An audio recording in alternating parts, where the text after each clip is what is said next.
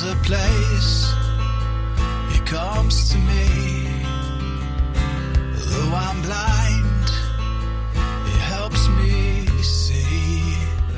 Though I see dimly in this place, one day I'll see Him face to face. This is Kurt Kaikkonen, pastor of Calvary Chapel, Waterford, at your neighborhood church. Today on Face to Face, we'll be in the book of Matthew. So grab your Bibles and let's get started. If you want to hear this complete message in its entirety, go to yourneighborhoodchurch.com, where you can download Your Neighborhood Church app at the App Store. But the truth is that God, He will often warn us before something happens in our lives, because He already knows it's going to happen. And if you remember last week, Jesus warned Judas that it wouldn't be good for him if he was to betray Jesus. And so here, Jesus is warning Peter that all this will happen to him this very night. But none of these people listened. They all went their way, and they all fell into the trouble that they were warned about, as if Jesus had never said anything to them. But when God warns us about something, He doesn't warn us for no reason. It means something is coming. And He warns us about a lot of things. And sometimes those warnings are found in the Bible, where God will tell us what to do and what not to do in our circumstances according to what the scriptures say. But sometimes He'll warn you directly by bringing something up in your heart, or where He takes His peace away from you, where now all you have is anxiety in what you're about to do.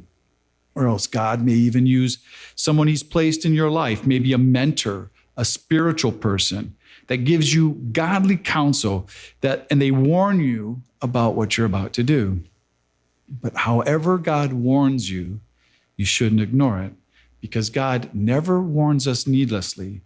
He knows us, He knows where we're headed, and He knows what will make us stumble. And it could be anything. It could be God warning you about staying away from a certain place, or associating with a certain person, or leaving a job, or even staying in a job. But if He warns you, and you know it's Him warning you, you need to believe Him that something's coming, because God doesn't warn for no reason. But if we find ourselves and we not heed His warning because we think we can handle it, we will usually realize when it's all over that He was just trying to protect us. And that's the whole reason for Jesus warning the disciples here, so that they wouldn't be overwhelmed when they did scatter and when they did deny Him. But there's no time to argue here. There's only enough time here to pray. And so you see, Jesus, He's not upset with Peter at all, because He takes Peter along with John and James to pray with Him in private in the Garden of Gethsemane. And I think part of this is that Jesus is wanting to keep Peter close to Him, because Peter is going to have a really bad night this night. And even though Jesus has His own trials and that nobody else can really share in, He will be looking out for Peter all through this whole night. Now, the Garden of Gethsemane, it's a private garden, and it's located just east of the Temple Mount, and it's across from the Kidron Valley, which is that valley that they had just crossed over. And Gethsemane means olive press. And if you went there today, you would see this garden, and you'd see all the olive trees that actually date back to the time of Jesus, that would have been there when Jesus was there. And you'll find a Roman Catholic church there now, and it's called the Church of All Nations. And anybody can go into it. And the church there, they take care of those gardens. And it's there that Jesus tells these three disciples, "My soul is exceedingly sorrowful, even to death. Stay here and watch with me." And this phrase that Matthew uses, exceedingly sorrowful, is a weak translation, because you would think that the words would be more like exceedingly horrified or terrified, that these words should be more traumatic than just sorrowful. Because just as this place was the place where the olives were crushed and pressed, This is also the place where Jesus is going to be pressed to the point where he physically will sweat great drops of blood. And literally, the weight of the whole world would be placed on his shoulders. And then Jesus asks his Father to let this cup pass. And Jesus asks his Father the same thing 3 times. And it's here where Jesus, he submits himself to his Father's will. And he commits to drinking the cup of his wrath. Now, this cup doesn't represent death. But what it represents is it represents judgment. And Jesus, he wasn't afraid to die, but it's the bearing of the judgment of the sins of the whole world. This is him becoming a curse for all mankind. And I don't understand it at all. But Jesus, he did. And he took this all on, and he did this all willingly, where he didn't have to do it at all. But this was the only way to save everybody, because Jesus loves everyone, just like the Father does. And so now it's only been 1 hour, and everybody's sleeping because they're all full of Passover dinner. And I don't think Jesus is criticizing the disciples when he says, the spirit is willing, but the flesh is weak. But what I think he's saying is, I know you want to stay up with me and you want to support me, but it's just hard for you. And so Jesus, he gives up on them staying awake with him, and he lets them sleep. And Jesus knows that the time is up. And so he goes and he wakes everybody up before the troops get there. And Jesus says, behold, the hour is at hand, and the Son of Man is being betrayed into the hands of sinners. Rise, let us be going. See, my betrayer is at hand. And we know from the other accounts of the gospel of Jesus' betrayal that what is called here a great multitude is actually a Roman cohort. And a Roman cohort was 600 men. And they're made up of Roman soldiers with a captain, but they're also made up of the temple guard, the temple security officers. And here it mentions that they are having clubs and swords, but it also mentions in the other gospels that they also had lanterns and torches. And so these soldiers were prepared for a great fight. And they were prepared for Jesus and his disciples to run away into the hillsides and to be hiding in the caves, where they would have to search for them in the middle of the night through the caves with their torches and their lanterns. But it didn't happen like that. Jesus came up to them, and when they asked who he was, Jesus identified himself. So Judas, he didn't have to kiss Jesus.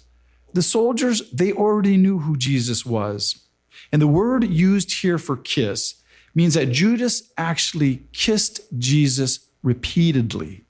So Judas, he's not afraid of Jesus. And you wonder when Judas does say, greetings, Rabbi, or hi, teacher. Well, how did he say that? Was Judas still pretending to be a disciple, or was he saying this in a mocking voice? But Judas, he's being brave, and that's because Judas is not afraid of Jesus. Because you see, Judas knew that Jesus loved him. And there's another thing. Judas also knows that he has an army behind him. And so Jesus, he just says to Judas, he says, friend, why have you come? And we never get to hear Judas's answer. And Jesus here, he is not being betrayed by a stranger.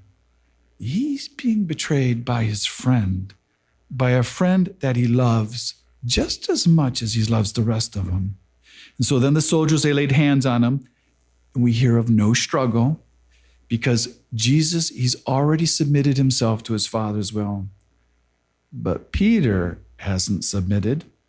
And we know that it's Peter who cut off the high priest's servant's ear, because the other gospels tell us it was Peter. And we know from Luke's gospel that in the middle of all this chaos, Jesus immediately healed the servant's ear. And his name was Malchus, which happens to be an Arab name. And the reason it's believed that Malchus is named by name is because they believe that the early church knew him, that Malchus at some time had become a Christian. And it's maybe because he was actually the last miracle that Jesus performed while being present here on earth. And here, with Jesus healing Malchus's ear, Jesus, he is still looking out for Peter because Jesus does not want Peter to be arrested. And Jesus tells Peter to put his sword away, that violence isn't the answer, and that by living by the sword and by committing violence, you're only hurting yourself. If you live by the sword, you die by the sword. Because Jesus is not a victim here. He is in control of all of this. And he tells them he could have 12 legions of angels there, which is 72,000 angels. But Jesus says, if he did that, how then could the scriptures be fulfilled that it must happen this way? And that's the same thing we need to listen to today, that we need to be listening to these same words of Jesus, that Jesus is still in control today. And for us as his disciples of nowadays, violence still isn't the answer. Because even in our day, we see that the days are coming, and with the Lord's approaching return, that chaos, it has to happen. Or else, how would the scriptures be fulfilled? But here with Peter, you can see that Peter is trying to fulfill that vow that he made to Jesus earlier. And he's trying to prove to Jesus that he was wrong about him, that he would never deny him, and that he is willing to die for him. But the truth is that Peter just got in the way of Jesus' peaceful surrender. And now Jesus is having to take care of the mess that Peter made so that Peter wouldn't be arrested and that he wouldn't be crucified alongside Jesus. And Jesus, then he talks to the temple security officers and the Roman guard, and he asks them, and he says, why they came out to take him away like a thief or a robber. That they knew who he was. They saw him teaching every day. They heard him. So they knew he wasn't a threat to them, and they knew he wasn't a violent person. But then he says, but this is for the fulfillment of prophecy. Now everybody, they just run away. And the disciples fled, except for Peter. But then we learn from another gospel that John, he didn't flee either, because it was John who had let Peter into Caiaphas' house. And it was for some reason that John, he was actually known by the high priest, and people think that it's probably because his family supplied fresh fish to the priests. But we know from John's gospel that Jesus was first brought to Annas' house, who was the former high priest, because the people, they still treated Annas as the real high priest. So Jesus, he was first questioned and he was beaten by Annas. And then Annas, he sent Jesus to Caiaphas, bound. And he had to do that because Caiaphas, he was the official high priest, and he was the only one that Rome would recognize. And both of these men, Annas and Caiaphas, they were both Sadducees, which means neither of these guys, they believed in miracles. They didn't believe in a resurrection of the dead. They believed in nothing spiritual. You've been listening to Face to Face. Face to Face on this radio station has been provided by Your Neighborhood Church. If you want to help support Face to Face and put this program on other stations just like yours, you can contact us at yourneighborhoodchurch.com or write Your Neighborhood Church, P.O. Box 500, Romeo, Michigan 48065. There's a place he comes to me. Though I'm blind, he helps me see. Though I see dimly in this place, one day I'll see him face to face. Tune in again tomorrow at this same time as we continue to go through the Bible.